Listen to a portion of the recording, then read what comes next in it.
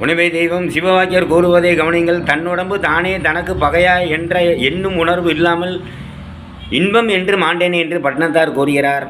ஆவதும் பரத்துள்ளே, அழிவதும் பரத்துள்ளே, போவதும் பரத்துள்ளே, புகுவதும் பரத்துள்ளே, தேவரும் பரத்துள்ளே, திசைகளும் பரத்துள்ளே, யாவரும் பரத்துள்ளே, யானும் அப்பறத்துக்குள்ளே என்று சிவவாக்கியர் கூறுகிறார். ஆவதும் பரத்துள்ளே பரம் அண்டம் பிரம்மம்.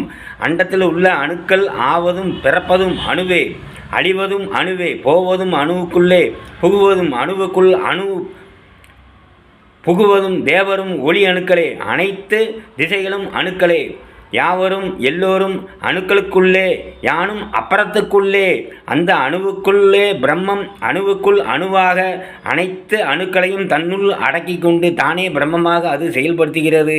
அண்டம் பிண்டம் எல்லாம் அணுவுக்குள் அணுவாக நீ கொண்ட வடிவின் குறிப்பறியேன் பூரணமே என்று பட்டினத்தார் கூறுகிறார். வணக்கம்.